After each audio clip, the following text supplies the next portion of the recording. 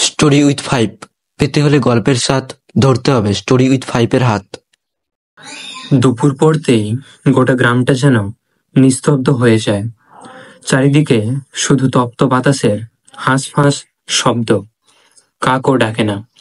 তালতলার বড় আম গাছটা যেমন চুপ, তেমনই চুপ মধুবনপুরের মানুষগুলো। এই গরমে রাস্তায় বেরোয় শুধু দরকারি লোকজন, যেমন কাকা মেসোরা হাটে বাজারে যায়, আর বাচ্চারা ওরা তো রোদ ভাঙে পুকুরে ঝাঁপিয়ে। শুধু একজনই প্রতিদিন বেরোয় ঠিক দুপুর 2টার সময়। সে হলো সীমা।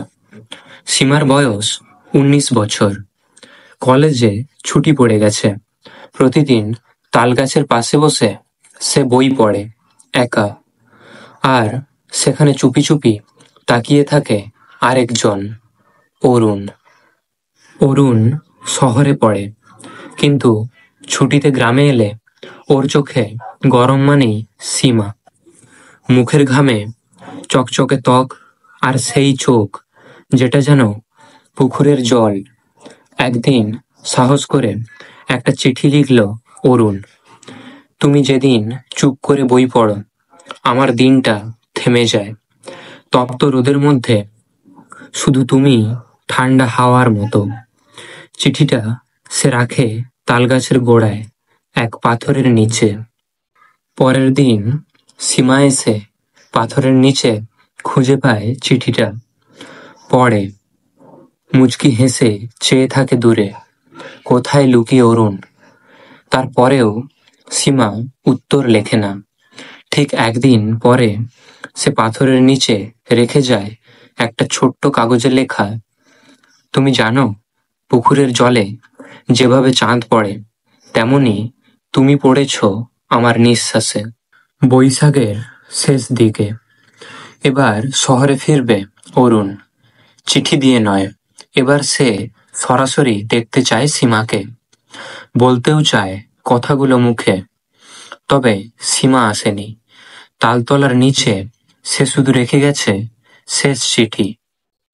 যদি কখনো এই গরমটা তোমায় খুব জ্বালায়, মনে রেখো, একটা মেয়ে ছিল যে তপ্ত দুপুরে তোমার জন্য ঠান্ডা হাওয়া হতে চেয়েছিল।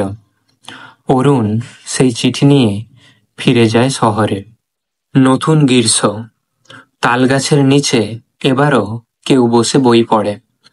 পাশেই একটা ছায়া এসে দাঁড়ায়। সীমা তাকিয়ে দেখে অরুণ। মুখে হালকা দাড়ি, কিন্তু চোখে সেই পুরনো উজ্জ্বলতা। সীমা বলল, তুমি কি এবারও উত্তর রাখবে পাথরের নিচে? অরুণ বলল, না, এবার আমি সোজাসুজি বলবো। সীমা বলল, কি বলবে? অরুণ বলল, এই গরমে আমায় যদি কেউ বাঁচাতে পারে, সেটা তুমি।